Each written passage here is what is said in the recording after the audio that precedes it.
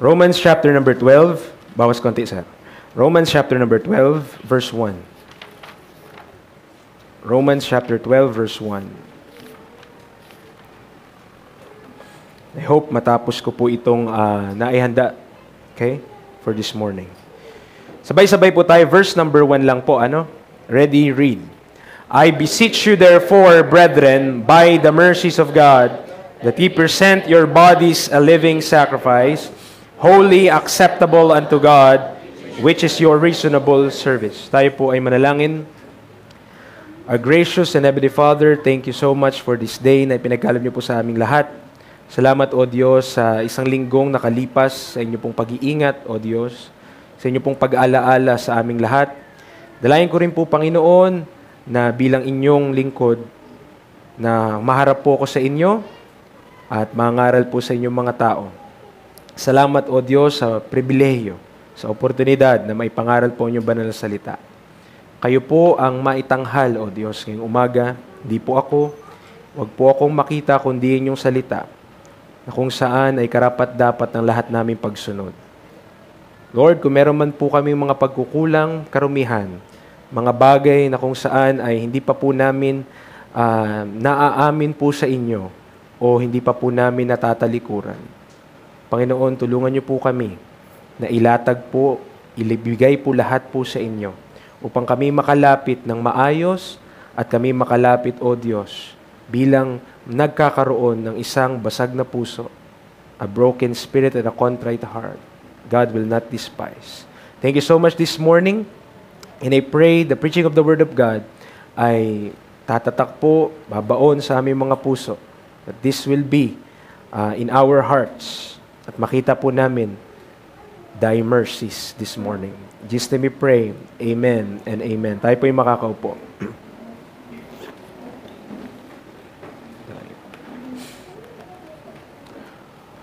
Alright, tayo po ay magsisimula ng atin pong serye. Okay. So tayo po ay nasa Romans chapter 12.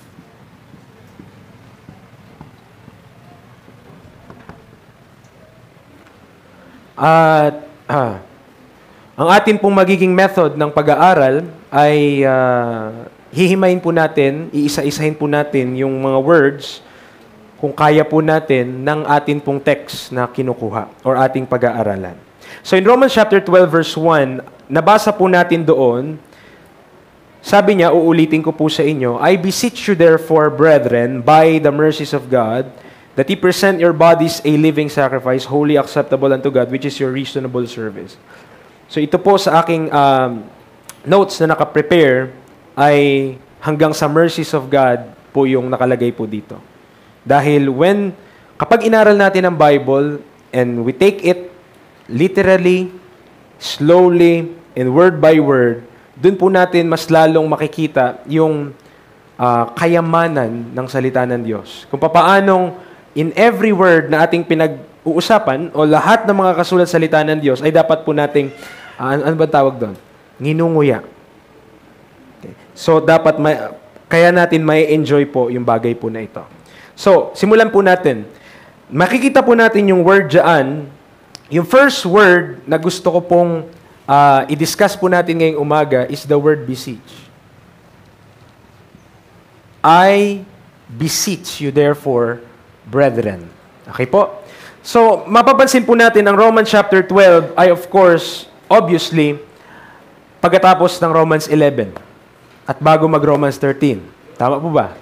So, tayo po ay nasa Romans chapter 12 at mamaya makikita natin yung kahalagahan kung bakit nakalagay siya sa Romans chapter 12. Kung bakit siya ay pagkatapos ng chapters 9, 10, and 11. At papaanong siya ay galing din naman o pagkatapos din ng chapters 1 to 8. So napag-aralan na po natin yung Book of Romans before, pero for the sake din naman ng mga bago po, na mananampalataya, I hope tayo po ay magbe-benefit din dito. And this is a new study, and I hope tayo po ay magkakaroon ng pagpapala. Ano po? So yung beseeching po na salita, sa Bible po, ito po ang appearance niyan. Beseech, saka beseeching.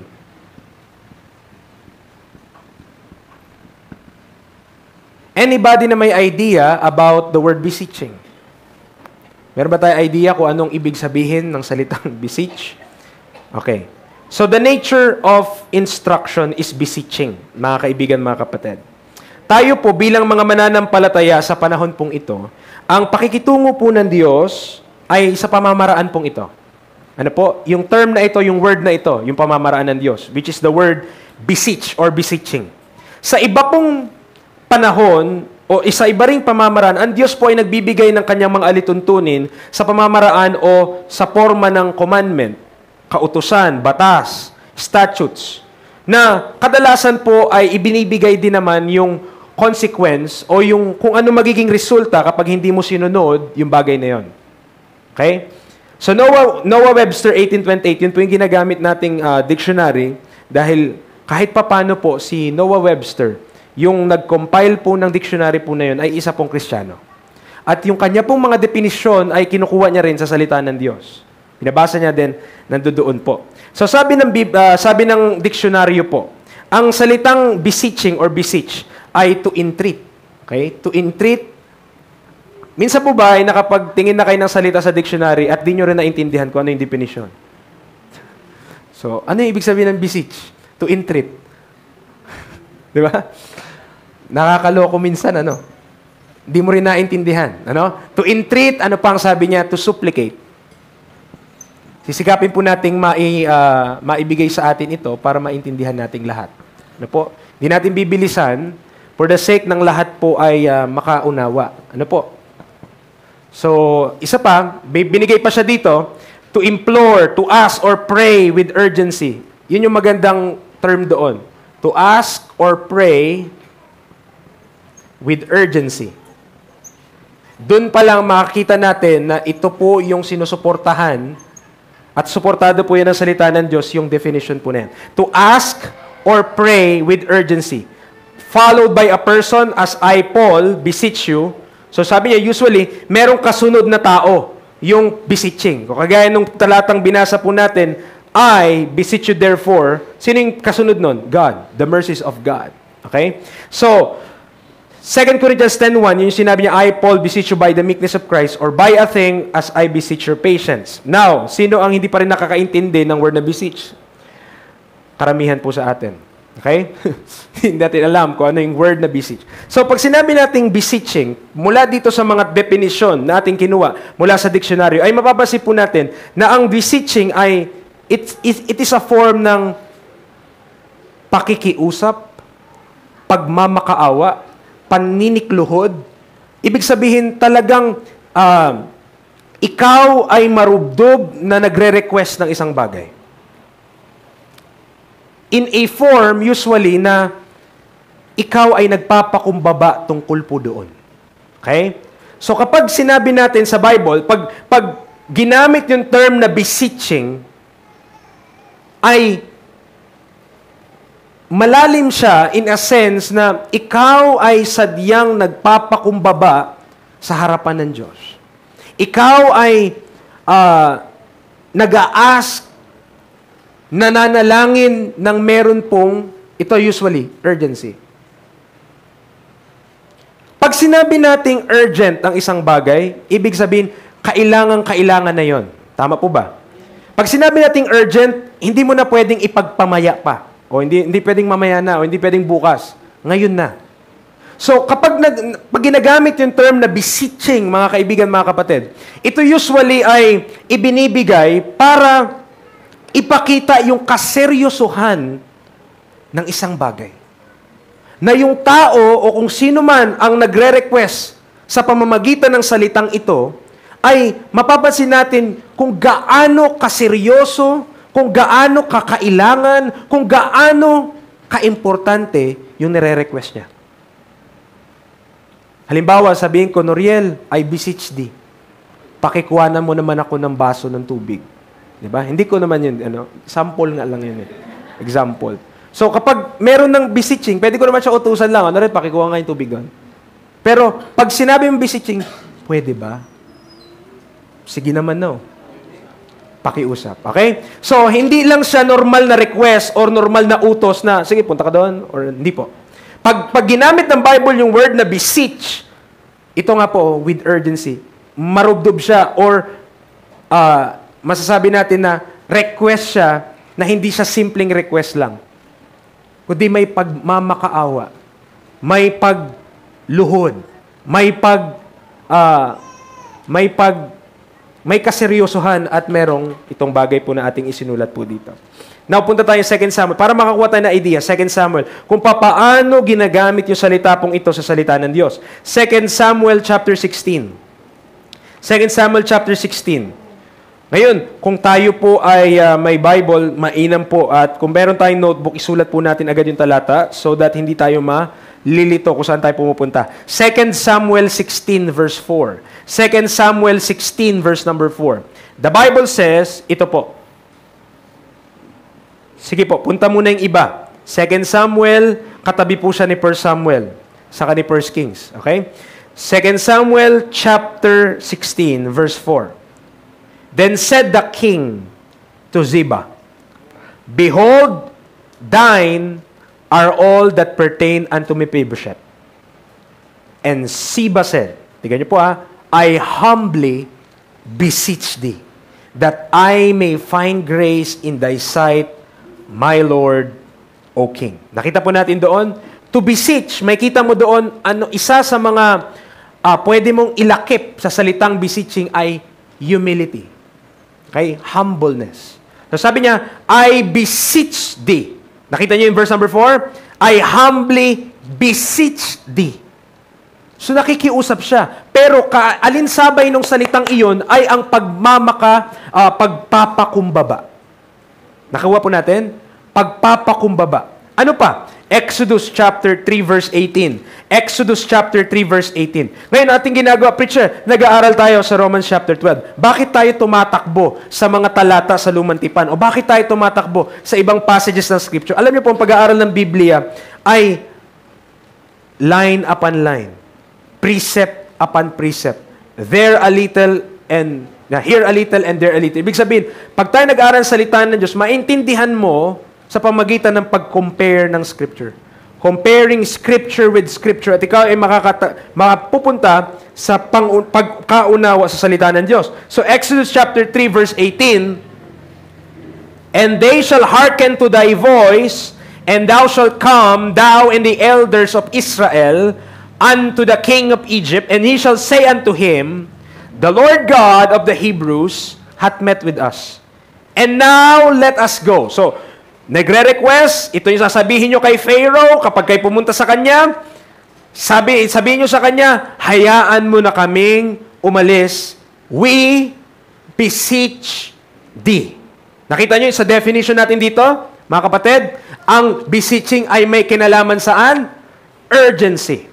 Ibig sabihin, merong kailangang mangyari sa lalo't madaling panahon na hindi na pwedeng ipagpaliban pa. So sabi niya, in verse number 18, ito yung sasabihin nyo kay Pharaoh, hayaan nyo kaming pumunta, we beseech thee.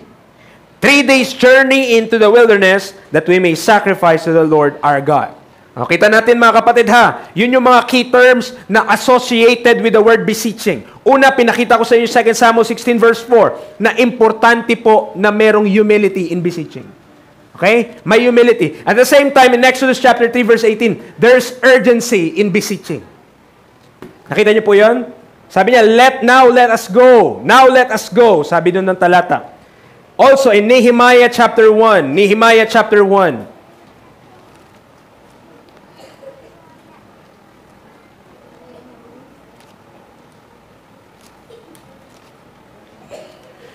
katabi po ni Ezra at bago Esther. Okay, Book of Nehemiah, chapter number 1, verse number 11. Verse number 11. Now listen to this. Dito may kita natin na this is Nehemiah's prayer in the context, in verse number 5.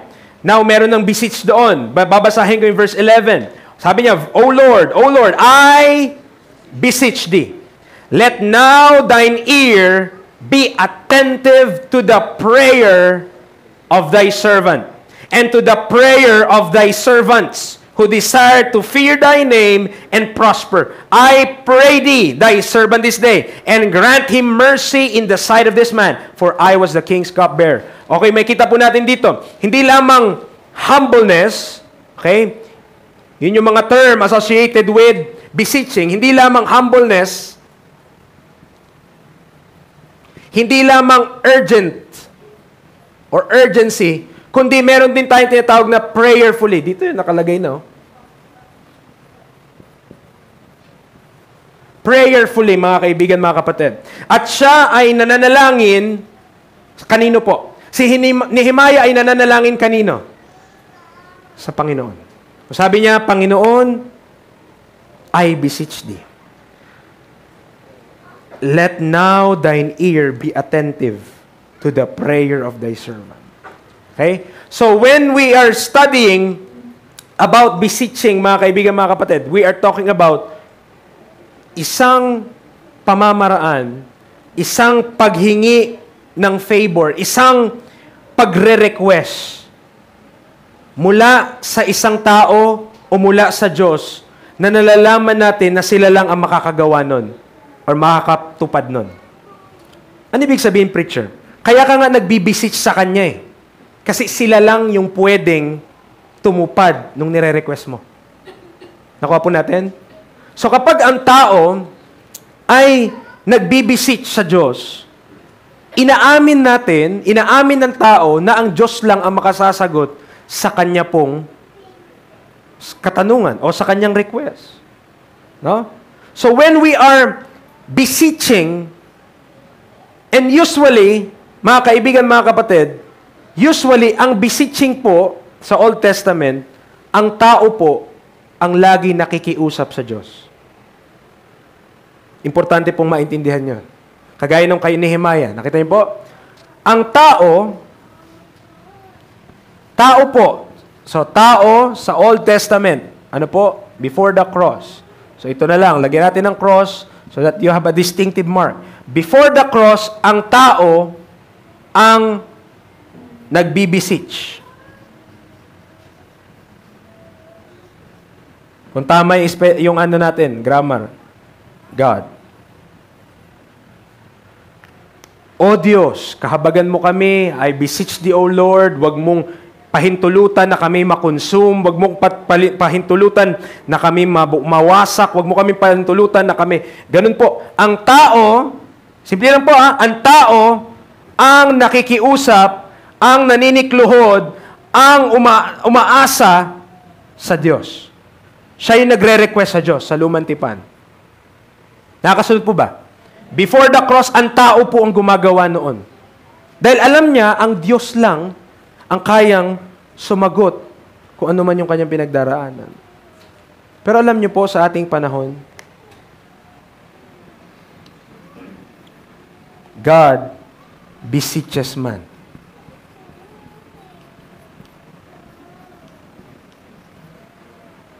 God beseeches man. Nakakasunod po ba? Malaki ang pinagkaiba na ang tao ang gumagawa nito para sa Diyos. Sa ang Diyos ang gumagawa nito sa tao. Alam po kung gaano kalaking diferensya po yun? Preacher, di ko maintindihan. Kayo ba na-imagine nyo na ang Diyos nakikiusap sa inyo? Na ang Diyos nakikiusap sa atin? Na-imagine nyo ba yun? Nasabihin sa'yo, nakikiusap ako sa'yo, anak. Nakikiusap ako sa'yo, anak. Gawin mo tong bagay na to. Hindi bilang utos na kikidlatan kita pag di mo ginawa. Ano po? Kundi bilang pakikiusap na ito po ang pamamaraan. Nakasunod po ba? Mga kapatid, 2 Corinthians 5. 2 Corinthians chapter 5. Kung hindi natin nakikita, meron pong kaibahan sa dealing ng Diyos sa atin pong panahon. Kung sa lumang tipan ay kailangan na ang tao po ang magkakandarapa para sa awa ng Diyos. Ay ito po may kita natin yung kagandahan ng awa ng Diyos sa ating panahon, mga kapatid. 2 Corinthians chapter 5, verse number 20, ano po ang sinasabi ng Bible? Now then, nandiyan na po kayo? 2 Corinthians 5, verse 20, now then, we are ambassadors for Christ, as though God did beseech you by us. We pray you in Christ's stead, be ye reconciled to God. In our time, sa kaligtasan po ng tao, hindi kailangan na ang tao ang magmamakaawa sa Diyos. Sa realidad po, sa katotohanan na nakasaad sa salita ng Diyos, ang Diyos po ang nais na iligtas ang tao. Na sa katauhan ni Apostol Pablo, sabi niya, as though ang Diyos ang nakikiusap, ang naninikluhod sa pamamagitan namin, be reconciled to God. May pagkasundo kayo sa Diyos.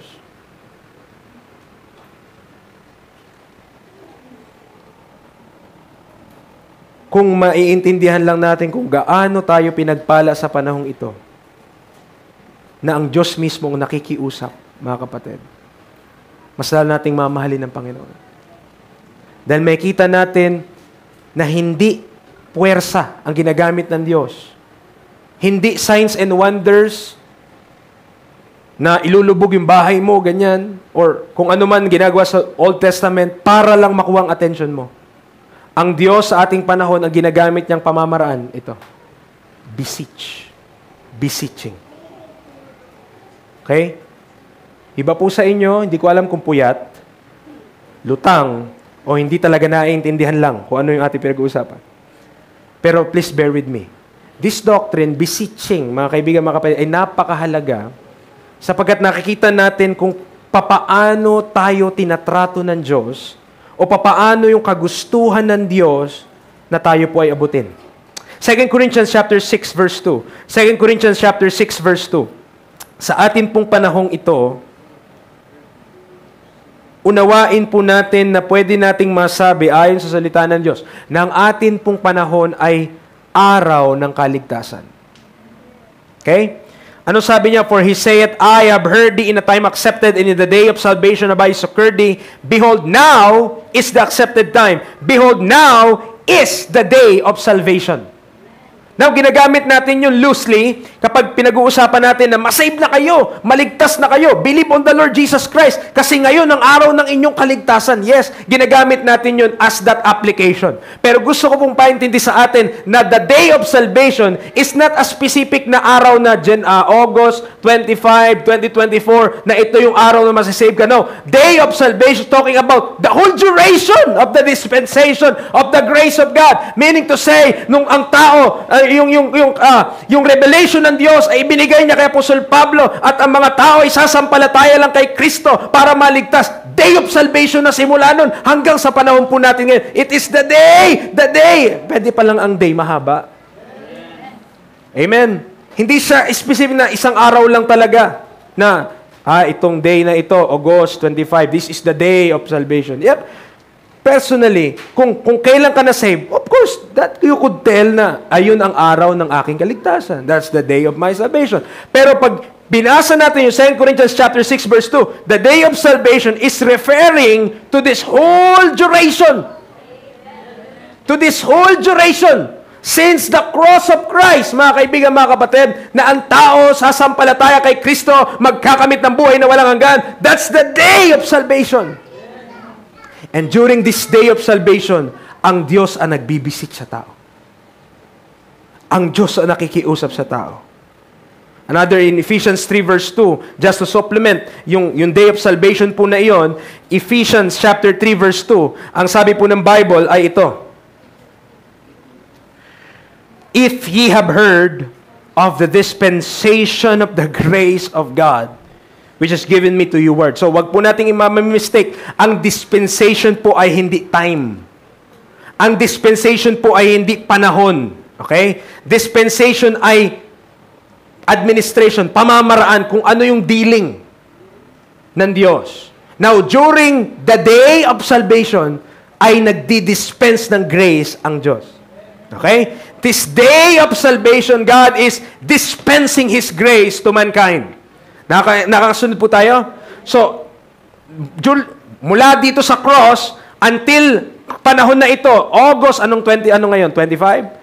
Hanggang sa panahong ito ng 2024, mga kapatid, at sa darating pa, kung hindi pa darating ang Panginoong Jesus, this is the day of salvation. And during this day of salvation, God is dispensing His grace. Dispensation of the grace of God which is given me to you. Alam niyo po what is the difference there? Kung anong kaibahan ng panahong day of salvation before the cross at sa day of salvation na ito, ngayon, mga kapatid, hindi mo kailangan maging Hudyo para maligtas. Hindi mo kailangan pumunta sa Israel para makatanggap ng favor sa Diyos. What you need to do ay tignan mo ang salita ng Diyos, alamin mo kung anong sinasabi ng salita ng Diyos, at paniwalaan mo kung anong sinasabi ng salita ng Diyos. Mayroong kaligtasan, verse 6, that the Gentiles. Alright? We are Gentiles, we are not Jews. Kung merong Hudyo dito, praise the Lord. Okay? Pero pantay lang tayo kay Kristo Jesus. Dahil Hudyo ka, matangos ang ilong mo, mas save ka sa amin. Hindi po ganun yun. Okay? You are saved, we are saved, all are saved. Praise God.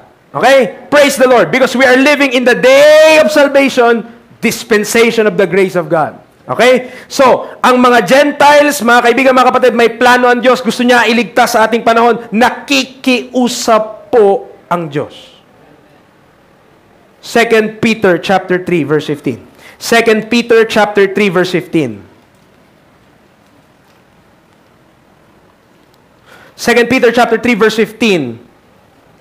Isa pang bagay para lakipan natin yung panahon po natin ngayon. Gusto ko pong maintindihan natin ng ating panahon. Ito pong masasabi ni Apostol Pedro tungkol sa bagay na ito. Verse number 15. And account that the long suffering of our Lord is salvation. Even as our beloved brother Paul, also according to the wisdom given unto him, hath written unto you. Ibig sabihin, hanggang sa panahon natin ngayon, kung hindi pa bumabalik ang panahon, ang Panginoon, kung hindi pa niya binubuhos yung kanyang puot sa mundo pong ito, ibig sabihin yung long suffering ng Diyos during the day of salvation. Inuulit ko po the day of salvation, the dispensation of the grace of God is the long suffering of God. Pag sinabi natin long suffering naman, ito yung pagtitiis ng Diyos. Alright? Na kahit ang tao this world is full of sin, puno ng kasalanan, bakit hindi pa niya ginugunaw? Kasi gusto niya pang magligtas. The long suffering, anong sabi ng talata? Tignan niyo po yan. The long suffering of our Lord is salvation. Every day na idadagdag sa kalendaryo, every day na umuusad yung kalendaryo natin, mga kaibigan, mga kapatid, you could safely say, Lord, you are long-suffering still until this day. You're still long-suffering. You're still long-suffering. Pinagtitiisan mo pa rin ng tao. Gusto mo na may maligtas pa rin. Gusto mo na may sumampalataya pa rin kay Kristo. Gusto mo na hindi mapapahamak ang tao. Because when that day is over. Kapag natapos na po, mga kaibigan, mga kapatid, the long suffering of God, then anong kasunod doon? The wrath of God. After the long suffering of God has elapsed, kapag natapos na po yun, what's next is the wrath of God. And mind you, hindi mo gustong nandito ka during the wrath of God. If we are saved, we are not appointed to wrath, but to obtain salvation through our Lord Jesus Christ. Kung ikaw ay ligtas, hindi mo kailangang mag-worry about sa prophecy, hindi mo kailangang mag-worry about sa gera, hindi mo kailangang mag-worry about sa mga events sa paligid, sa mga volcanic eruption. Of course, kailangan natin mag-ingat. Alam nga namang, hindi ako natatakot, dumaan man ako sa apoy, di ako masusunog. Mag-isip ka. Okay? Mag-isip ako. Ano po? Pag ikay dumaan sa apoy, pumunta ka ng bulkan, tostado kang tao. Okay? Hindi ka Kristiyanong di naapektuhan ng apoy. Tandaan mo yan. Okay? Ilagay mo sa lugar yung pinaniniwala mo. Ngayon mga kapatid, ano po, babalik po tayo. Ibig sabihin lang, sa ating panahon na ito, this is the long suffering of our God. Okay? This is the long suffering of our God. Ang Panginoon ay nagtitiis sa tao, hindi niya pa binubuhos yung kanyang puot sa tao. Okay? Dahil po ibubuhos ng Diyos. Kung iniisip niyo po, nagaganda pa ang lahat ng bagay at mas magiging better, mga kaibigan, mga kapatid, ang mundo na ito, tayo po ay nagkakamali. This world is not our home. We're just a passing through. Our treasures are laid up somewhere beyond the blue. One day, tayo po ay kukunin ng Panginoon at wala ka ring mabibitbit ni 5 sa iyong bulsa. Now, when we place great emphasis sa mga bagay na meron sa sanlibutan na ito, mahihirapan kang mag-move on para sa Panginoon. Mahihirapan kang dumiretso para sa Panginoon. Okay? The long suffering of our God. Now, sa Bible, 70 times po. 70 times. Itong term na yan, beseech at beseeching, nag-appear yan ng 70 times sa salita ng Diyos. Out of the 70 times, 20 of the 70. So, 20 sa kabuuan ng 70. Okay?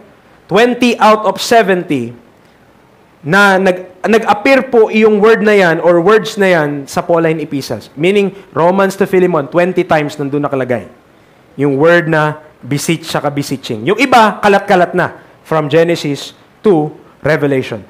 Paul uses this term to plead to believers. Ginagamit niya yung term na to para magmakaawa sa mga mananampalataya na nabubuhay sa ilalim ng biyaya ng Panginoon. Alam niyo po, may ibang mga pamamaraan para sa pagpipreach, sa pagtuturo, pwedeng hindi beseeching yung approach eh. Pwedeng law ang approach. Okay? At kapag law, no? Sige, wag kayong magsimba. Sige, wag niyo gawin to, wag kayong maging matapat sa ganitong mga bagay. Tignan natin ang sakit ng Diyos dadapo sa inyong mga katawan. Pwedeng ganun yung approach eh. Tama, may mga ganun ba? Yes. Pero hindi ganun yung approach ng Diyos sa ating panahon. The approach of God is beseeching, mga kapatid. Because if we will surrender our lives, ibibigay natin yung ating katawan sa Diyos bilang haing buhay na pinepresent natin, mga kapatid, na out of our own also voluntary. Na gusto mo na paggamit talaga yung buhay mo sa Panginoon ng hindi out of fear. Na hindi, takot ka lang kasi baka makidlatan ng bahay namin, baka masunog lahat ng aming ari-arian kasi hindi yung devour, hindi susuwayin ng Diyos kapag hindi ako naging matapat. Mga kapatid, pwede na ang pamamaraan para sa pangalan ng salita ng Diyos ay pananakot. At maraming nagsisimba dahil takot sila. Okay? Maraming nagsisimba, maraming nag-church, linggo-linggo, dahil iniisip nila, pag hindi ko to ginawa, baka kung anong gawin ng Diyos sa amin. No? Mga kapatid, ang Diyos ay mahabagin. Inuulit ko po ang ating panahon tinatawag Day of Salvation. The long suffering of our God. Dispensation of the grace of God. Ganun po yung ating panahon. Now, ang Diyos, kung tayo man ay Kanyang gustong maglingkod sa Kanya, gagawin niya po na ipinapakita niya. Ang nakita niyo po mamaya, tinatalunan ko na eh. Pero ano yung pamamaraan ni Paul sa pag-beseech niya? Na ihain niyo ang inyong mga katawan bilang haing buhay sa akin. Ano ang pamamaraan ni Pablo? Saan niya hinuhugot yung beseeching na yun? By the mercies of God. Kaya tayo maglilingkod sa Panginoon. Kaya natin ibibigay yung ating katawan sa Panginoon. Kasi yung awa ng Diyos na intindihan mo, salamat Lord, sa awa mo sa aking buhay. Romans 6, verse 15. Now, hindi sapat na tayo ay naligtas lang. Diyan po kayo? Hindi sapat na okay na yung save ka lang. Kasi ang ministry ay hindi po para lang maligtas ang tao. ang layunin ng Diyos ay iligtas lang ang kaluluwa ng tao mula sa impyerno, hindi na siya nagtatag ng church. Ang tinatag niya na lang mga gospel stations. Diba? Bakit? Iyon lang naman yung kailangan ng tao. Kung ang gusto lang gawin ng Diyos ay iligtas ang tao, hindi niya na kailangan ng church. Ba't may church pa preacher? Ibig sabihin, it's beyond the gospel. It's beyond salvation of the soul. Ang gusto mangyari ng Diyos is that yung mga taong naligtas ay mabuhay para sa Panginoon. Yun yung gusto niya mangyari. Now, in Romans 6:15, bakit kailangan na merong pagpe-present ng ating body as living sacrifice? Kasi may tendency tayo. Verse number 15, what then? Shall we sin because we are not under the law, but under grace? Yun yung tendency natin. Naisipin natin, ay, ligtas na ako. Ay, papunta na ako ng langit. Pwede ko na palang gawin kahit anong gusto ko. Yun yung tendency ng tao. Sabi niya, verse number 15, ano ngayon? Dapat ba tayong magkasala dahil hindi tayo nasa ilalim ng batas, kundi nasa ilalim tayo ng biyaya? Anong sagot ng Biblia? God forbid. Hindi yun yung kalooban ng Diyos. Ang kalayaang ibinibigay ng Panginoon ay hindi para hindi para tayo ay magkasala pa, kundi para tayo ay mabigyan ng pagkakataon na mabuhay para sa Panginoon. Tandaan natin, hindi mo mapiplease ang Diyos kung hindi ka saved. They that are in the flesh cannot please God. At ang mga hindi ligtas, walang espiritu ng Diyos. Ano lang sila? Flesh. At anong sabi ng Bible? They that are in the flesh cannot please God. Ano nakaka-please sa Diyos? But without faith, it is impossible to please Him. For he that cometh to God must believe that He is, and is a rewarder of them that diligently seek Him. Meaning to say, kung ang flesh hindi makapag-please sa Panginoon, ano dapat? Faith. Faith is what pleases our God. Galatians chapter 5. Sige po, punta tayo. Galatians chapter 5 verse 13. Okay? I hope gumagana na yung ating mga brain cells. Amen? Nagkape ba kayo? Hindi kayo nagkakape? Okay? Okay na yung Bix. Pampagising. Galatians chapter 5 verse 13. Anong sabi niya? For brethren, ye have been called unto liberty. Tinawag tayo sa kalayaan, mga kaibigan, mga kapatid. Alright? Liberty. Di natin pag-aaralan, pero may pinagkaiba po ang freedom sa liberty. Mga kapatid, tinawag tayo to liberty. Pero ang pakiusap ng Biblia, huwag nating gamitin yung liberty for an occasion to the flesh, but by love, serve one another. Yun yung pakiusap ng Diyos. Na huwag nating gagamitin daw po yung liberty o yung kalayaan na meron po tayo para sa ating laman, kundi para sa pamamagitan ng pag-ibig ay paglingkuran natin ang bawat isa. Ano po? Nakasunod. 2 Corinthians 5. Kanino dapat tayong mamuhay? O, para mas madali natin maintindihan, dahil ito yung ginagamit sa kolokyal o sa araw-araw na ginagamit ng mga tao, para kanino ka bumabangon? At tiga mo, basahin mo, 2 Corinthians 5, verse number 15. And that He died for all, that they which live should not henceforth live unto themselves, but unto Him which died for them and rose again. Question. Naniniwala ka ba sa Bible? Be ye doers of the word, and not hearers only. Ang sabi ng Bible, na siya na namatay para sa lahat. Kasama ka ba sa lahat? Ay, hindi ako kasama dyan sa lahat. Ay, kawawa ka. Hindi ka kasama sa lahat. Siya'y namatay para sa lahat. Para sila na mga nabubuhay. Sino lang ba'y nabubuhay? Din binigyang buhay ni Kristo. Kung di ka pa nabubuhay, ay patay ka kay Kristo. Sabi niya, sila na mga nabubuhay ay hindi na dapat mamuhay para sa kanilang mga sarili, kundi para sa Kanya na namatay para sa kanila at bumangon mula sa mga patay. Para kanino na dapat daw po tayo nabubuhay? Kay Kristo. Preacher, mahirap po yan. Masyado po kaming abala sa buhay. Masyado po kami maraming ginagawa. Mga kapatid, kaya po, maintindihan natin, nawa, tapusin mo itong mensahe na ito at maintindihan mo na ang pakikiusap ni Pablo, hindi niya sinabi na, I beseech you therefore, brethren, by the judgment seat of Christ.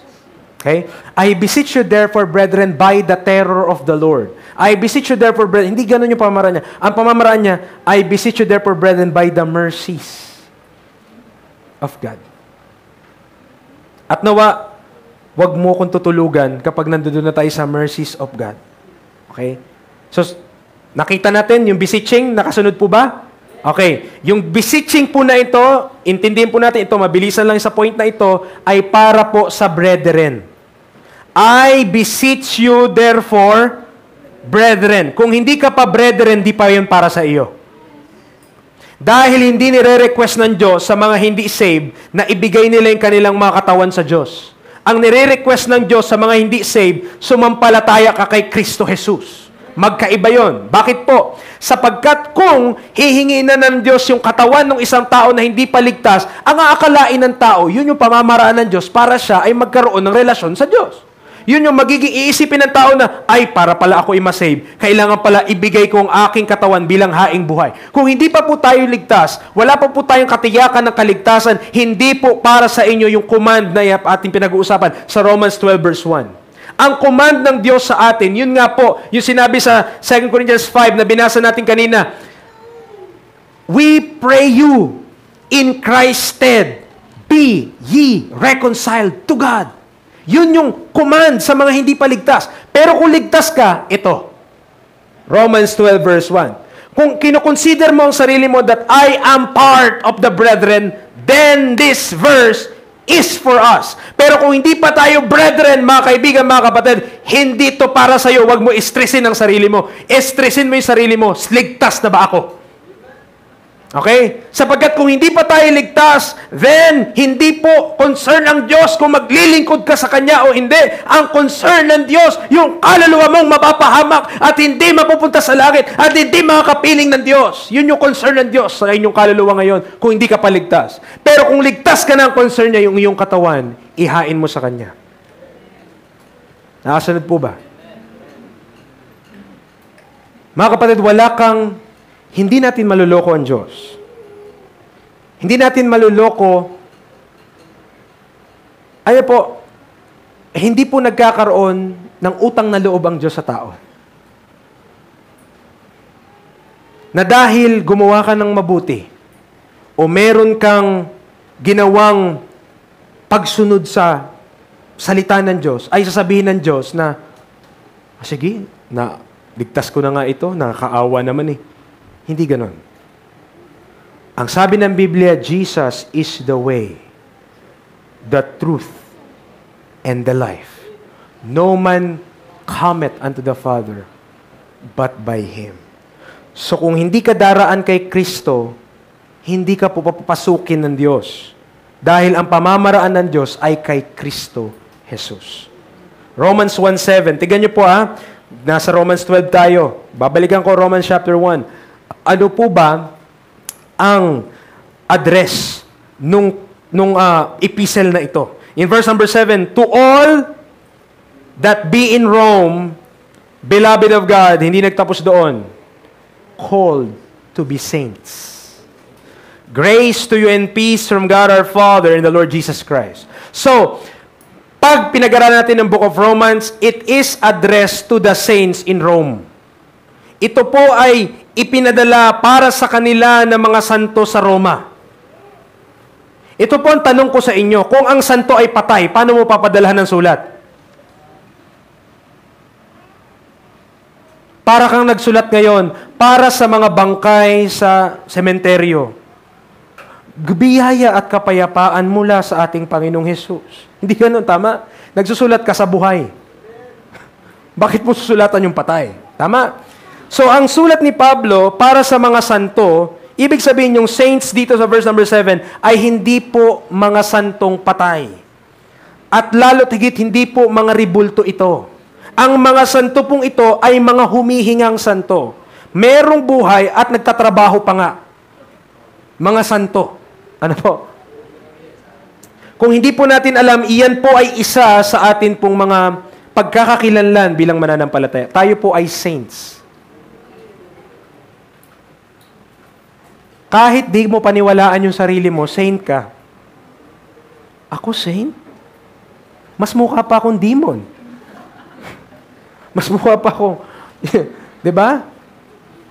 Mga kapatid, yun po yung saint tayo, hindi dahil santong-santo yung akto natin. Okay? Saint tayo dahil sinangtify tayo ng Panginoon. So, ang gusto ng Panginoon, siyempre, mamuhay tayo bilang mga santo. Okay? Ibig sabihin mo, preacher, dapat ang pamumuhay namin araw-araw. God bless you. God bless you. Hindi po, mga kapatid. Hindi yun ang ibig sabihin. Okay? Diba? Sino nagsabing boring mag-aral ng Bible? Okay? Pag nabuboringan ka sa pag-aral ng Bible, kasi boring ka.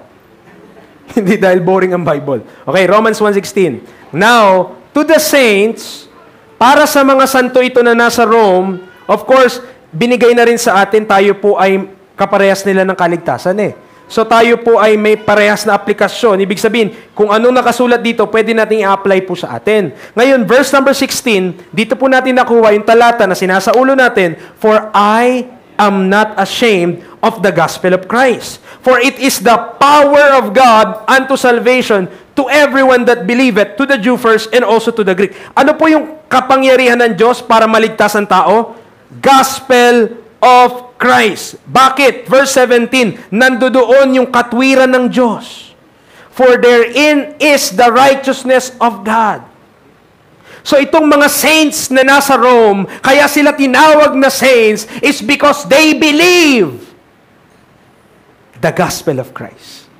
Pinaniwalaan nila yung ebanghelyo ni Kristo. Now, alam natin na we put great emphasis sa pangangaral po ng ebanghelyo dito po sa ating simbahan.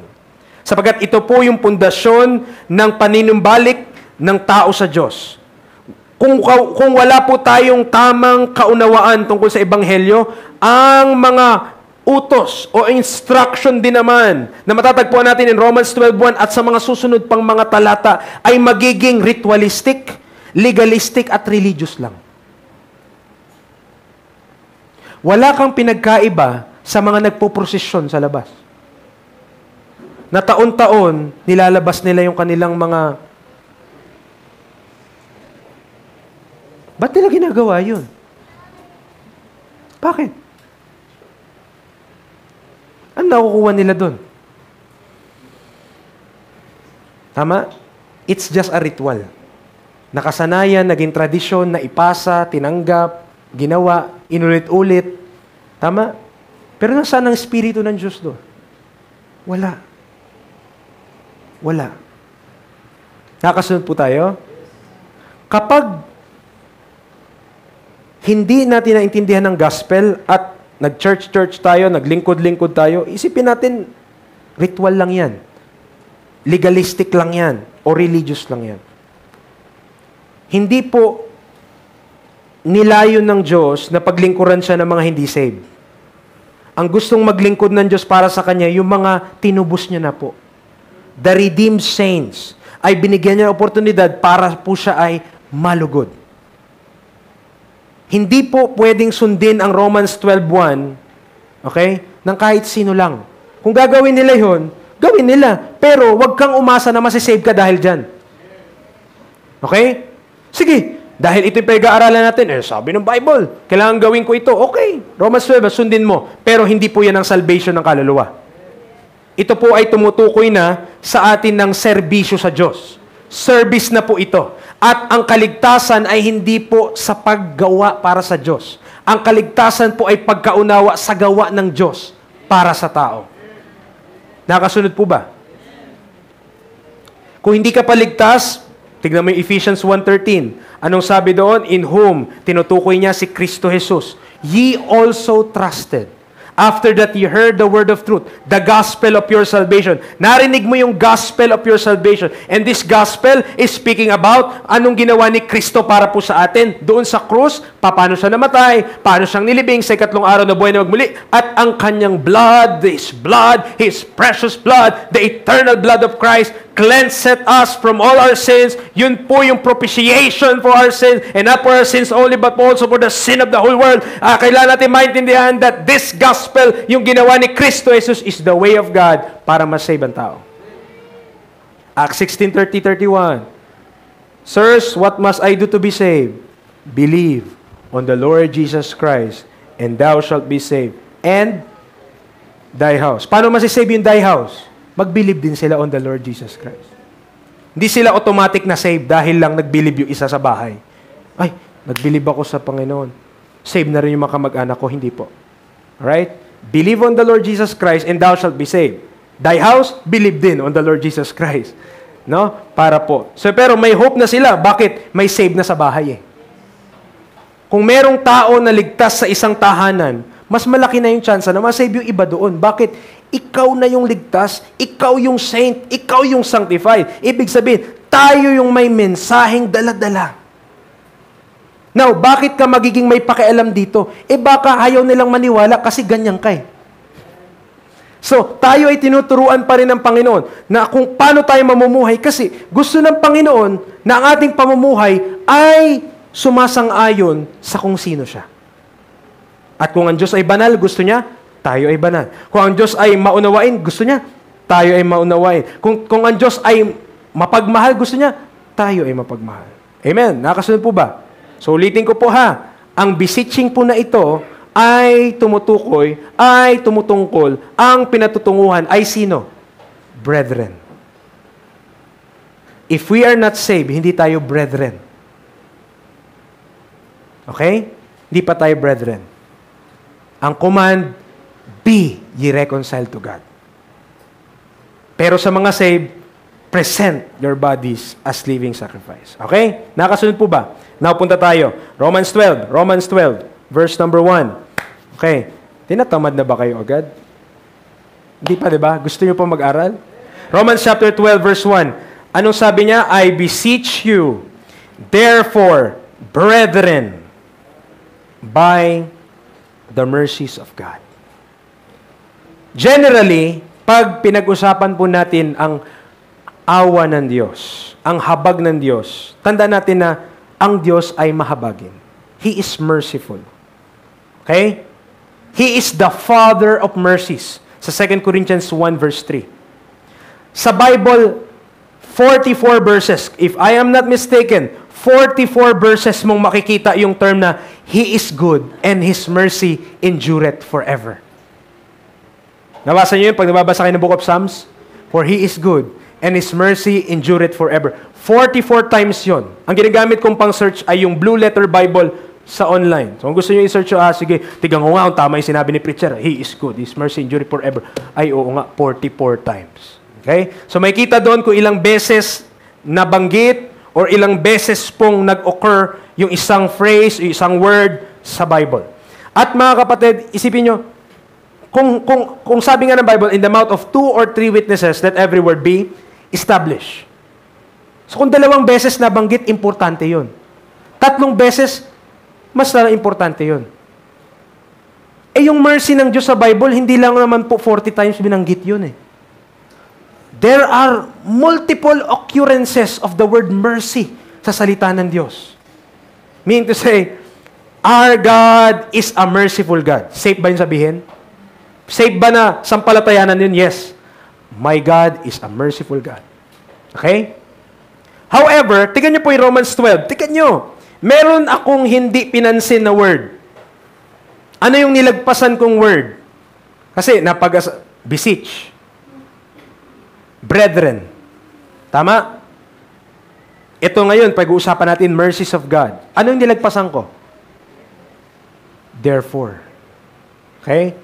Importante yung therefore. Para maintindihan mo yung mercies of God. Nakasunod po ba? Yung presence, yung presensya ng salitang therefore sa ating talata ay nagde-demand ng ating atensyon, mga kapatid, sa mga previous na passage bago dumating sa Romans chapter 12. So, ang word na therefore, sabi ng dictionary ay for that, or this reason, referring to something previously stated, consequently, in return or recompense for this or that. Again, pag nagbasa ka ng definition, parang hindi mo rin naintindihan. Tama? Pero pag sinabi ng therefore, pag tinagalog mo yan, ba? Sa mababaw na kaya naman. Kaya naman, datapwat, no? Datapwat, di mo rin maintindihan eh. Ginagamit mo ba yon kapag bumibili ka? Ate, isa nga pong shampoo.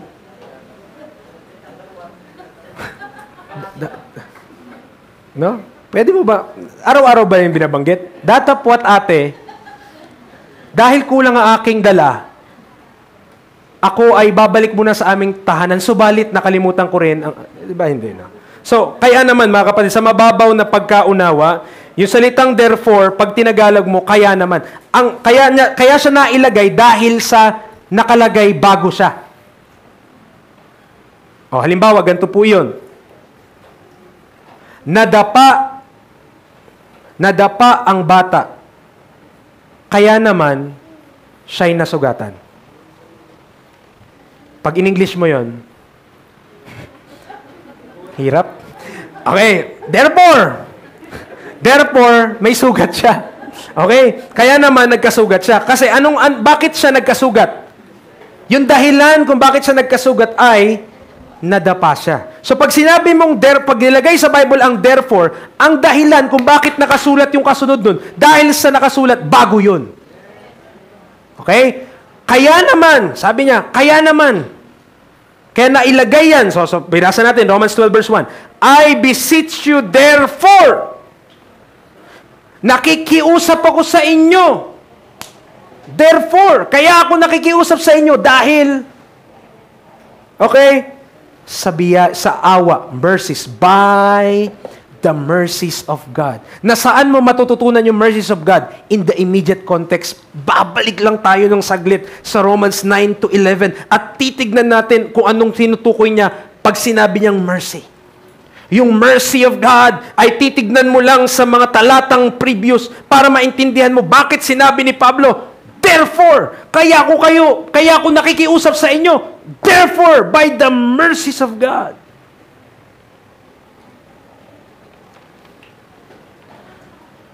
Now, Romans 9 to 11, yung chapters po na yan. No, hindi ko babasahin yan lahat. Ano po? Gusto niyo ba? So, hindi. Romans 9 to 11, ang kabuuan po niyan is a dispensational approach po yan pag pinag-aralan po natin yan. So, hindi natin pag-aaralan in-depth yung Romans chapter 9 to 11. But we will read chapter 11 dahil yun yung pinakamalapit sa ating talata, verse 25 hanggang verse 36. Romans chapter number 11, magsisimula tayo sa verse number 25. Nandiyan na po kayo. Huwag po kayong kukurap. Okay. So yan yung maintindihan mo. Kaya siya dumating dito. Kasi nag-trike siya. May dinaanan siya para dumating siya dyan. At yung dinaanan niya na pinakamalapit ay yung Romans 11. At nagsisimula po tayo sa verse number 25. Nandiyan na po ba kayo? Sabi niya ito. For I would not, brethren, sino kausap? Mga kapatid, sa pananampalataya, that ye should be ignorant of this mystery, lest ye should be wise in your own conceits, that blindness in part is happened to Israel, until the fullness of the Gentiles become in. So in verse 25, merong tinatawag yung Bible, may tinatawag yung verse na mystery dito. At yung mystery po na ito ay tumutukoy saan? Blindness in part ng Israel. Preacher, kala ko ba ang topic natin ay beseeching? Anong kinalaman ng blinding? Malaki ang kinalaman ng blinding. Kaya meron tayong ganito ngayon. In verse 25, dinidiscuss ni Apostle Paul na may naganap po na pagkabulag in part sa Israel. Okay? Nakakasunod po ba? Ngayon, pag sinabi nating Hudyo, pag sinabi nating Israel, di ba sila yung people of God? Tama? Mula kay Abraham, kay Isaac, kay Jacob, sa 12 tribes of Israel, yon sila. They are the Jews. Now, meron pong blindness na ginawa po sa kanila o pinahintulot ng Diyos na sila po ay maging blind. Pero, ginawa yun ng Diyos, sabi niya, in verse number 25, huwag kayong magiging ignorante sa bagay nito. Dahil pwede kayong maging wise in your own conceits. So, gusto ni Paul na maintindihan natin ito. Bakit? Para hindi tayo magmayabang. Kasi ang tendency, dahil di mo naiintindihan, di natin naintindihan yung blindness in part, naisipin natin na tayo na ang Israel. Which hindi po natin pinalitan ng Israel. Naisipin natin na tayo na yung mga Hudyo, na hindi po tayo yun. Okay? Papaliwanag ko po sa inyo sa madaling pamamaraan lamang po at I hope maintindihan po natin. Hindi po tayo spiritual Jew. At hindi natin kailangan maging Hudyo para pagpalain ng Panginoon. Tayo po ay pinagpala na, Ephesians chapter 1, di ba? With all spiritual blessings in heavenly places, bilang members of the body of Christ. Meron tayong pagpapalang espiritual, hindi dahil ako ay galing sa lipi ni Abraham. Pero may kinalaman pa rin tayo kay Abraham. Preacher, ano po yun? Galatians chapter 3, mga kapatid. Galatians chapter 3. Of course, pag sinabi natin yun, hindi po tayo critical, mga kapatid. Pero gusto ko po maintindihan natin, may kinalaman tayo kay Abraham, hindi bilang kanyang mga pisikal na lipi. Hindi bilang mga anak ni Abraham sa pamamagitan ng tayo talaga ay naging Israel o naging Hudyo. Hindi po. Galatians chapter 3 verse 12. Tingnan niyo po, Galatians chapter 3 verse 12. And the law is not of faith, but the man that doeth them shall live in them. Christ hath redeemed us. Nakakasunod po? Tayo ay tinubos ni Kristo mula sa sumpa ng batas, being made a curse for us. For it is written, curse is everyone that hangeth on a tree, that the blessing, ito na si Abraham. Preacher, Abraham, anak ako ni Abraham. Basahin muna natin. That the blessing of Abraham might come on the... ang linaw-linaw. Ang pagpapala na kay Abraham ay maipapasa sa mga hintil. Sa pamamagitan nino? Not because of Abraham, not because of being a Jew, but through Jesus Christ. Okay? Through Jesus Christ. That we might receive the promise of the Spirit through faith. Brethren, I speak after the manner of men, though it be not. Okay, verse 16. Now to Abraham and his seed, where the promise is made, he saith not, and to seeds. Hindi niya sinabing mga butil, mga buto, kundi isa lang. Isang buto. At yung buto na yun ay sino? Christ. And this I say that the covenant that was confirmed before God in Christ, the law which was 430 years after, cannot disannul, that it should make the promise of none effect. For if the inheritance, listen, for if the inheritance be of the law, it is no more a promise. But God gave it to Abraham by promise.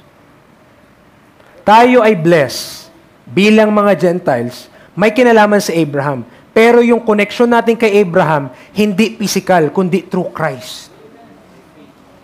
Why? Because we are all children by faith in Christ Jesus. Nakakasunod po ba? No? But, ito po, ang gusto ko lamang po ipaliwanag sa atin, balik ka ng Romans chapter 11, hindi po natin kasi pwedeng i-claim na pinalitan po natin ng Israel. Bakit po? Yung pangako po ng Diyos sa kanila, tutuparin niya pa rin po yun eh. Okay? At hindi po pwedeng tayo yung tutupad doon kasi po, pag tayo po ang tumupad po doon, papasok po tayo sa tribulation. Dahil po yung day of Jacob's trouble, day of Israel's trouble po yun. At hindi po yun para sa church. Naintindihan niyo po? Hindi natin ninanakawan ng pagpapala ang ating mga sarili. Tayo po ay pinagpala ng Diyos. Pero hindi mo po pwedeng sabihin, hindi ko pwedeng i-claim na ako ay isang Hudyo. Okay? Though, ako ay children by faith in Christ Jesus. Alright? It is through Christ that I have this relationship din kay Abraham dahil sa pananampalataya. Amen. Nakasunod po ba? I am blessed because of Christ. Amen. We are blessed because of Christ. Yung mga curse, iwanan mo na lang sa Jew. Okay? Hindi po mga kapatid, ha? Okay, gusto natin maintindihan yun. Verse number 25, 11. Romans chapter 11. Gusto ni Paul, huwag tayo maging ignorante tungkol sa bagay na ito. Bakit? Pwede kasi tayo maging wise in our own conceits. At yan na po yung nangyayari sa maraming simbahan. They are wise in their own conceits. Ang iniisip nila, pinalitan nila ang Jew, lahat ng pagpapala sa buong Bible, kinuha nila. Pati tuloy sumpa, nakuha nila, mga kapatid. Amen. But our blessedness, saan natin kukunin? Christ. For Christ is all and in all. Alright? So, hindi dapat tayo maging wise in our own conceit. Hindi dapat tayo magmalaki. Hindi dapat tayo magmayabang. Kasi meron lang blindness na nangyari sa kanila. Pero, ito po, may kita natin dito. Ang Diyos na nangangako, tutuparin niya yung kanyang pangako. Until, ibig sabihin, yung blindness nila may katapusan. Yung blindness nila may limit lang. Yung blindness nila hindi forever. Ang blindness nila merong ending. When the fullness of the Gentiles become in. Tuloy ka, verse number 26. And so, listen. All Israel shall be saved. Sino nagsabi na hindi na tutuparin ng Diyos yung pangako niya sa Israel? God will fulfill His every promise to His nation. Okay? God will fulfill His every promise to the nation of Israel. Kahit wala ka pa doon, kahit nandun ka pa, tutuparin niya yun. Why? Because He is God. And when God says something, mga kaibigan, mga kapatid, kailangan mong pagtiwalaan ng Diyos dahil siya lang ang pwede mong pagkatiwalaan. And He will not lie. God cannot lie. At kung sinabi niya na ang Israel maliligtas pa, ito nga sabi ng Bible, all Israel shall be saved. Therefore, ito po ay katotohanan. When God says it, pag sinabi ito ng Panginoon, huwag mo nang debatihin ng Diyos. Pag sinabi ito ng Panginoon, panghawakan mo ang Panginoon. Panghawakan mo yung sinasabi niya. Panghawakan mo yung salita ng Diyos. So there is a promise, all Israel shall be saved, as it is written, there shall come out of Zion the deliverer, and shall turn away ungodliness from Jacob. This further proves, mga kapatid, na hindi po natin pinalitan ng Israel. Okay? Gusto ko po maintindihan natin yon. Hindi po tayo lugi doon. Okay? Sobra po tayong blessed doon. Kaya nga sinabi ni Paul, huwag kayong maging wise in your own conceits. Okay? Verse 27, for this is my covenant unto them when I shall take away their sins. Verse 28. Listen, ito po ang katotohanan, kaya po masasabi natin na hindi po natin sila pinalitan. Kasi 28, kaaway nga sila eh. Verse 28, ano sabi? As concerning the gospel. Ikaw po ba ay naniwala sa gospel? O, pag concerning daw sa gospel, sabi ni Paul, kaaway sila. Preacher, paano nangyari yun? Pinili sila ng Diyos. Inahon sila mula sa Ehipto. Ginawa silang isang bansa. Mahal sila ng Diyos. Bakit sila ngayon kaaway? Kasi itong mga Hudyo ngayon, kahit Hudyo sila, para maligtas sila, kailangan nila maniwala kay Kristo. Tama. Ganun ang pamamaraan eh. Si Kristo ay katitisuran sa kanila. Sino ba nagpapako kay Kristo? Ay, Hudyo pala. Ibig sabihin, kung Hudyo ang nagpapako kay Kristo, kontra sila doon sa ginawa ni Kristo. Mga kapatid, kaaway sila kung tungkol doon. Pero hindi pa tapos ang talata, tama?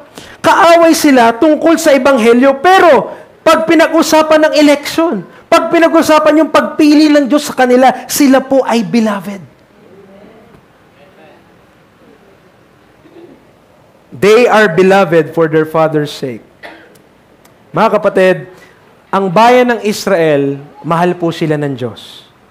Pero sa panahon natin, ginawa ng Diyos, binulag muna sila. Blindness in part is happened to Israel. Kaya pagdating mo ng verse 28, pinapaliwanag ni Pablo, pag pinag-usapan po natin yung gospel, kaaway po sila. Hindi porket may a-attend dito na Jew, na rabbi, na ang suot niya itim mula sa kanyang ulo hanggang sa kanyang talampakan at may frontlet siya dito, ay sasabihin mo na ligtas siya. Hindi po. Parehas lang din ipipreach natin sa kanya, si Kristo. Ngayon, mas mahirap lang siyang masave. Bakit? Kasi katitisuran si Kristo sa kanila. He is a stumbling block to them. Pero same way. Kung gusto niyang maligtas, hindi siya pwedeng dumaan sa kanyang sariling daan. Hindi siya pwedeng mag-establish ng kanyang own righteousness. Ang kailangan niyang pagtiwalaan is the righteousness of Christ. Nakakasunod po ba? Sige po. Binabasa lang natin kung ano nakalagay po sa Bible at pinaniniwalaan natin. So sabi, as concerning the gospel, enemy po sila. Pero beloved pa rin po sila because of Abraham, Isaac, and Jacob. For their father's sake. Okay? Verse number 29. For the gifts and calling of God are without repentance. Kahit gaano kainis ang Diyos sa kanila, tuhuto pa rin ng Diyos yung kanyang pangako para sa kanyang bayan. Amen? Para sa kanyang bayan. Verse 30. For us he in time past. Sino nang kausap niya? Brethren, na ay hindi kayo naniwala sa Diyos, pero ngayon ay nakatanggap ng awa sa pamamagitan ng kanilang kawalang pananampalataya.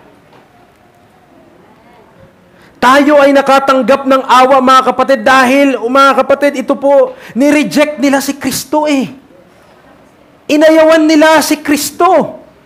Pinako nila that Holy One of Israel.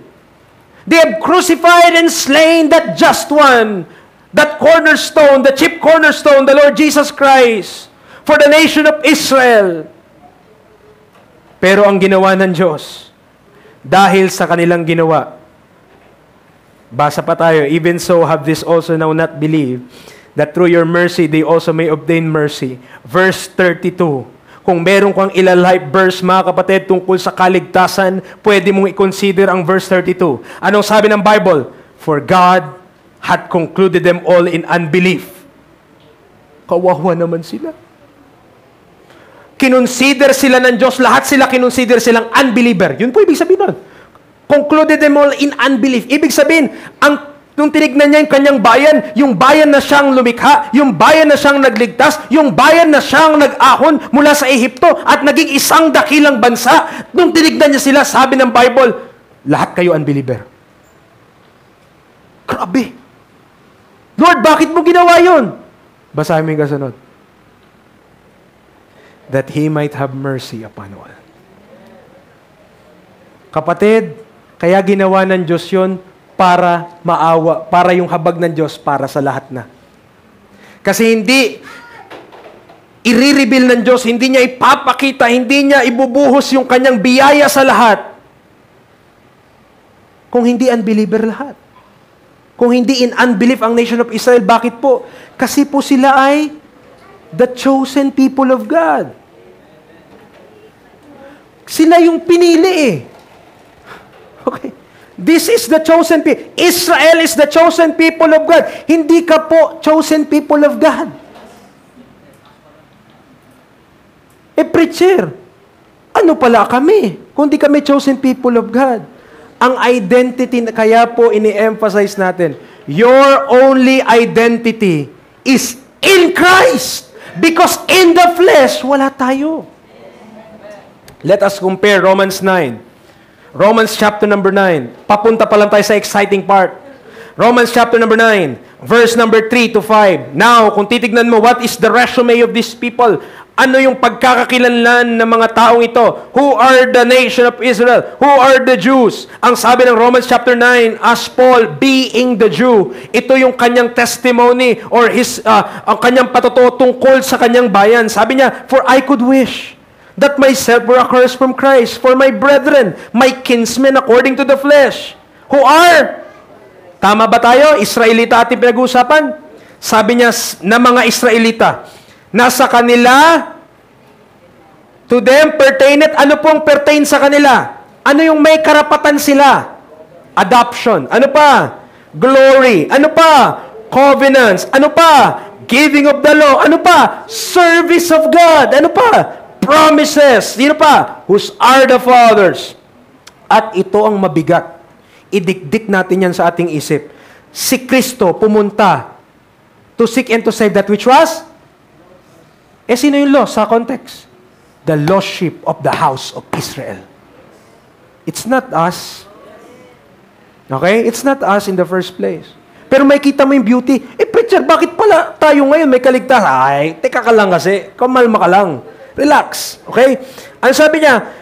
Whose are the fathers and of whom is concerning the flesh, Christ came, who is over all, God, blessed forever. Amen. Tama? So yun yung kanilang pagkakakilanlan. Nasa sa kanilang adoption, nasa kanilang glory, yung covenant, yung batas, mga kaibigan, mga kapatid, yung mga pangako. Tignan nyo po, kanino yung mga pangako? Sa Israel. Sa kanila yung mga fathers. Sa kanila, sila yung pinuntahan ni Kristo. Kaya pumunta si Kristo sa lupa para sa kanila. Ephesians 2. Tayo. Ikumpara mo naman yung sarili natin. Ephesians chapter 2. Ikumpara natin tayo sa kanila. Okay po? Ikumpara natin yung Gentiles sa isang Jew. Yun yung Jew. Ang dami nilang benepisyo. Kumbaga sa trabaho, mga kapatid, nasa sa kanila yung dream job. Tayo nandun tayo sa laylayan ng lipunan. Okay, Ephesians chapter 2, verse 11. Remember this. Wherefore remember, sabi niya, in verse 11 and 12, papakita sa atin kung ano yung pagkakakilanlan ng isang hintil. Ikaw ay hintil, ako ay hintil. Therefore remember that ye being in time past, Gentiles in the flesh, who are called uncircumcision, by that which is called the circumcision of the flesh made by hands. Listen, hawak niyo pa yung Romans 9. Tignan niyo kung anong kaibahan. Verse 12, that at that time you were without Christ. Oops. Ang Gentiles without Christ. Ang Hudyo, dumating si Christ para sa kanila. Kita mo, may kaibahan, di ba? Being aliens from the commonwealth of Israel. Oops, alien daw ang mga Gentiles. Sa kanila, covenants and the giving of the law pertained to them. Ano pa? Having, stranger from the covenants of promise. Having no hope. Ay, dito puro hope. Tama. Si Kristo dumating para sa kanila, nasa kanilang adoption, nasa kanilang glory. That is full of hope. And without God, verse number 12, in the world. Nakuha po natin? Tayo, walang Diyos. Sila, sa kanila po lahat ng pagpapala. Okay? Alam niyo, minsan, sumali kayo sa raffle. Tapos yung nakakuha, siya at siya rin, nakakainis kaya yun. Isipin mo, ang dami yung sumali. Pero isang tao lang ang anong iniisip mo pag ganun? Nadaya to. Dinaya to, hindi pwedeng hindi to dinaya. Tama? Mga kapatid, kung pag tinignan mo to, para tayong nadaya eh. Tama, bakit? Nasa kanila lahat. Anong tinira mo sa amin? Walang Diyos. Walang pag-asa. Wala lahat. Tama? Pero nakikita nyo po yung sa Gentiles. Nakakasunod kayo. Okay? Nakikita nyo po kung anong nangyari sa Gentiles? Ito po sila. Alam nyo po kung anong ginawa ng Diyos sa Israel sa chapter 11 ng Romans? Tinuring silang kagaya natin. Walang hope, walang God in the world. Israel hindi ganun. Pero ginawa ng Diyos, kung sino yung Gentiles dyan, sa Ephesians chapter 2 verse 11 to 12, tinuring niya yung kanyang bayan bilang hindi mga mananampalataya. Meaning to say, kung sino ang Gentiles, ito yung Hudyo, bayan ng Diyos, pinili ng Diyos, itong hintil, nasa sadsad sa lupa, ang ginawa niya sa mga Hudyo, sinadsad na rin sa lupa. Preacher, anong kahalagahan po nun? And he concluded them all in unbelief, that he might have mercy upon all. Binagsak niya yung kanyang bayan o kanyang binulag na. Sige, ayaw niyo maniwala kay Kristo? Okay. Bagsak na lahat. Parang isipin natin, kung binagsak niya na lahat, wala nang pag-asa lahat, without hope na lahat. Tama, wala nang hope lahat. Kasi tinuring niya parehas na sa Gentiles. Basahin mo yung kasunod ng Ephesians 2. Verse 13. But now, in Christ Jesus, ye who sometimes were far off are made nigh by the blood of Christ. That's why we could say na walang ibang glory na may iwan sa tao o hindi ko pwedeng sabihin na ang kaligtasan ay sa pamamagitan ko dahil ang kaligtasan ay matatagpuan mo lang kay Kristo Jesus. Lahat ng pagpapalay nakapaloob sa Kanya. Romans 11. Nakasunod po ba? Naintindihan nyo kung ano yung tinutukoy ni Paul na he concluded them all in unbelief that he might have mercy upon all. Kasi kung hindi niya ipapantay yun, hindi niya maibibigay yung awa sa lahat ng tao. Kailangan niyang isuko yung kanyang piniling bayan muna. Binulag niya lang naman, pero in part. Ibig sabihin, hindi permanent. It is just for a season until the fullness of the Gentiles become in. Verse 32. For God had concluded them all in unbelief, that He might have mercy upon all. Pag naintindihan mo tong verse na to, at yung pinag-uusapan sa Romans chapter 11, sabihin mo lang, "Woo! I'm saved because of the mercy of God!" I could not glory on myself. Hindi ko pwedeng sabihin na deserve namin mga Gentiles ang kaligtasan ng Diyos. Parte kami ng plano ng Diyos dati pa. No, if not of Christ. If not because of Christ, mga kapatid, we are nothing. We are no hope and without God in the world. Wala tayo. But praise God, yung mercy ng Diyos, yung nangibabaw.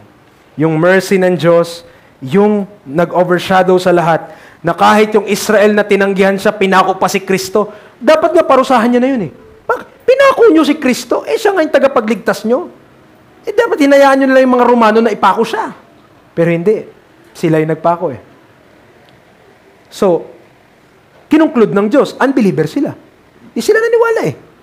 Kaya nga po pinako si Kristo eh. Bakit? Hindi nila tinatanggap si Kristo. Kung tinanggap nila si Kristo, hindi nila ipapapako si Kristo. Kasunod po ba? May ibig sabihin, kung pagtanggi kay Kristo, ang ibig sabihin ng krus, ano sila? Unbelievers. Kaya tama yung sinabi ng Bible, ng verse dito, na God had concluded them all in unbelief. Ngayon, sino nang kapantay nila? Di yung walang pag-asang Gentiles. Tama tayo yun. Mga walang pag-asang Gentiles, woo! Mag-ingay! Mga walang pag-asa, pinantay sila sa atin. Ang layunin ng Diyos, para yung mercy niya, para sa mga walang pag-asa. That He might have mercy upon all. Kaya tignan yung verse 33. Kaya ito na lang yung nasabi ni Paul. Pag naintindihan mo yun, wala eh. Sasabihin mo, ang galing ng Diyos. Ang lalim nun, Lord. Di ko yun maiisip. Maiisip nyo bang gawin yun? Na yung piniling bayan niya, kinupkup niya, nag-invest siya ng Genesis to Malakay, mga kapatid, para sa nation ng Israel. Ang ginawa niya pagdating ng Romans, binagsak niya. Parang nag-aral ka lahat-lahat, no? Aral ka, elementary, high school, college. Yung gagraduate ka na, binagsak ka. Anong mararamdaman mo? Abot ko may mo na yung lahat ng laude na matatagpuan mo sa inyong eskwelahan. Pero, nung gagraduate ka na, sabihin sa'yo ng din, hindi ka gagraduate. Lahat ng grade mo, 1 ha? 1. Wala kang grade na bababa pa sa 1.1. Sobrang galing mo. Pero ang sabi ng din sa'yo, hindi ka gagraduate. Guguho buhay mo nun. Okay? Kaya may mga nagpapakamatay eh. Diba? Pero mga kapatid, ito, kinupkup sila ng Diyos simula umpisa. Kaya may bansang Israel dahil sa Diyos. Tandaan nyo yan. Walang bansang Israel kung hindi dahil sa Diyos. I mean, konti lang sila. Lamon na lamon sila ng mga Canaanites.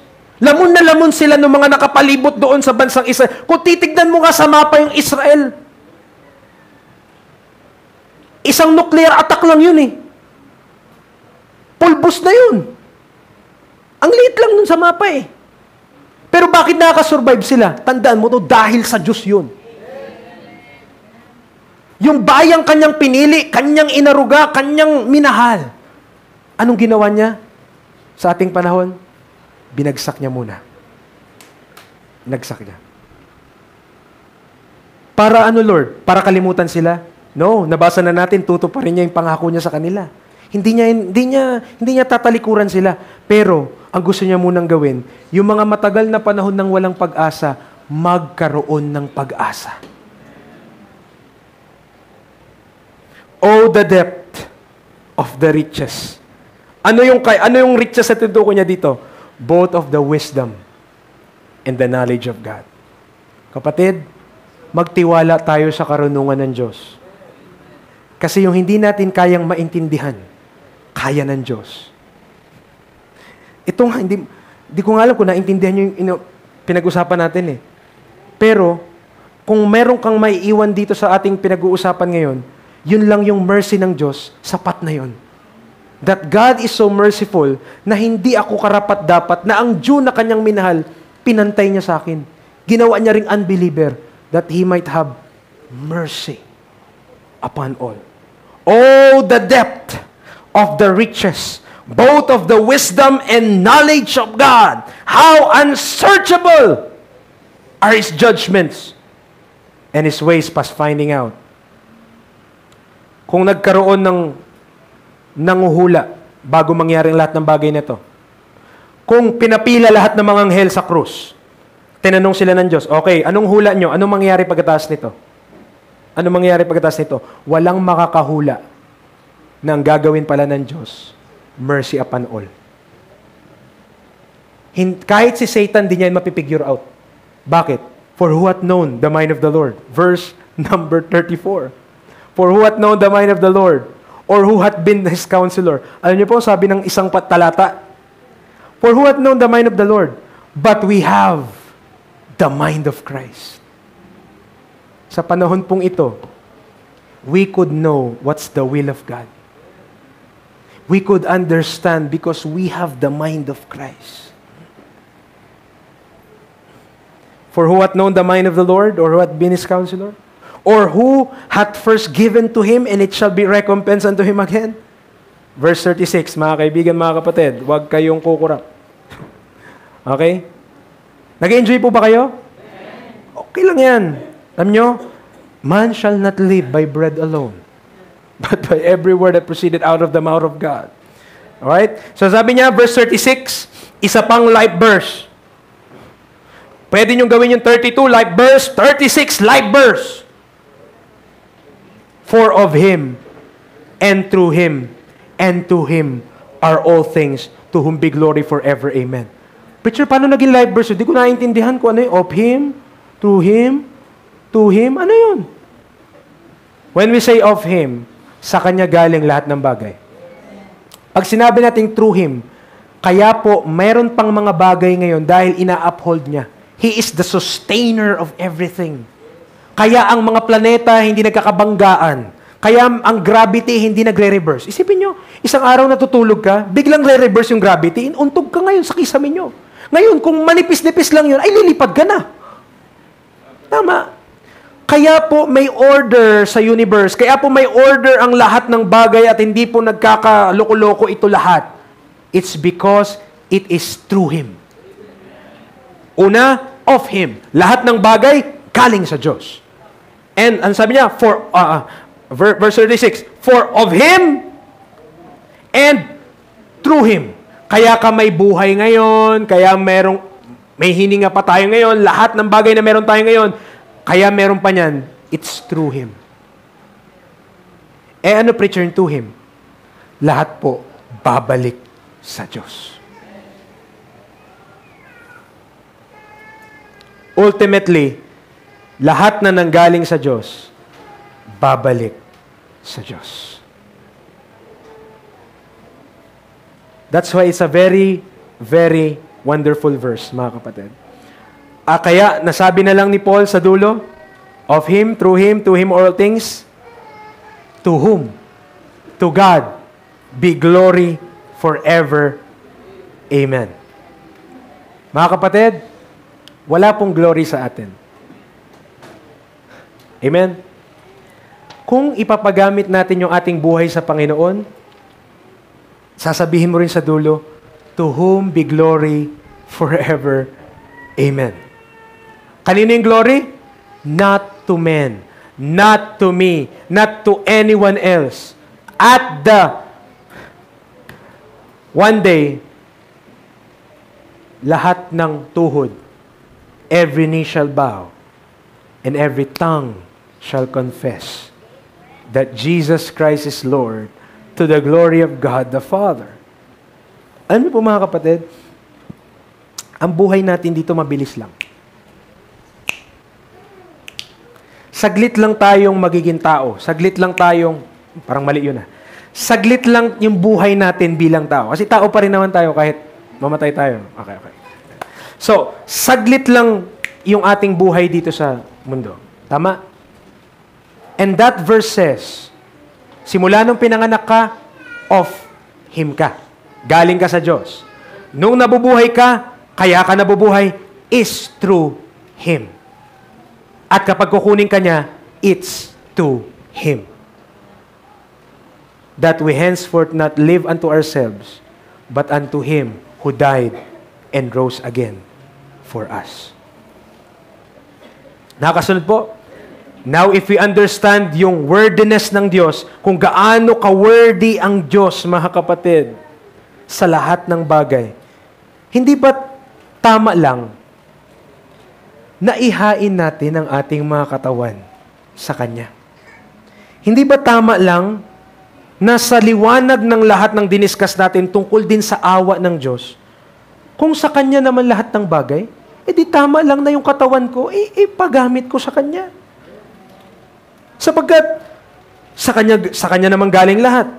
Kaya naman ako may hininga ngayon. Kaya naman may lakas ako ngayon. Kaya naman nabubuhay ako ngayon. Dahil din sa Diyos. Kung mag-decide ang Diyos na hanggang dito na lang pala ang buhay ko, di kukunin niya na tayo. Saan babalik? Sa Kanya pa rin. Ibig sabihin, karapat dapat siya na pag-alayan ng buhay natin kasi sa Kanya naman lahat ng bagay.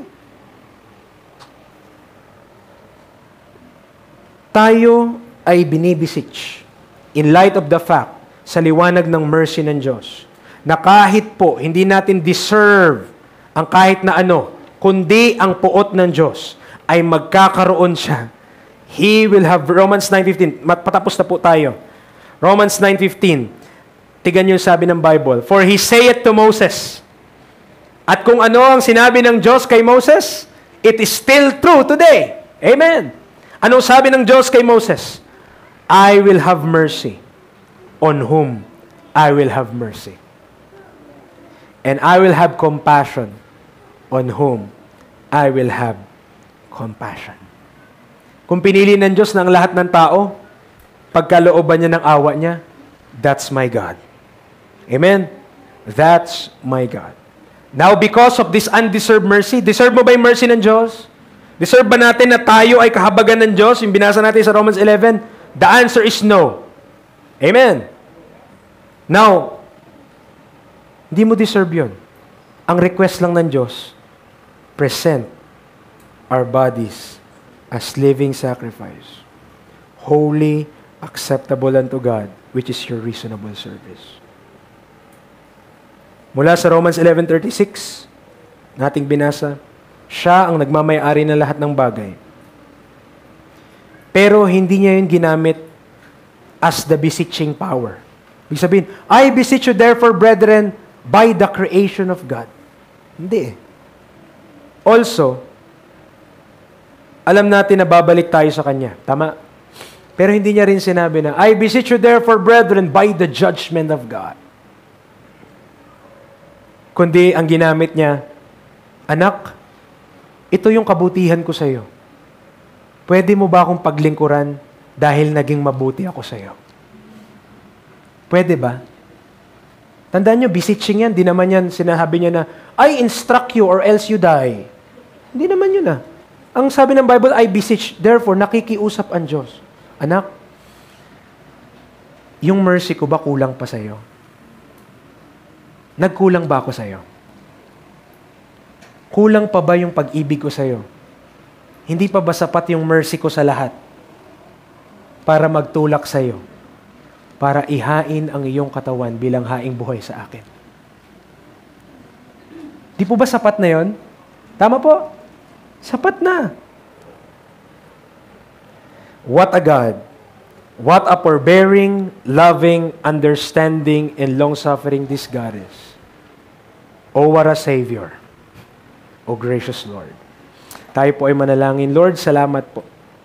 This time, this morning, this afternoon, or this noon. Lord, wag niyo pong hayaan na mawalang bisa ang inyong salita sa pamagitan ng amin pong kawalan ng pakialam tungkol po dito. Lord, convict our hearts. Nagkasala po kami, nagkamali po kami. Pero kahit po ganoon, inyo po kaming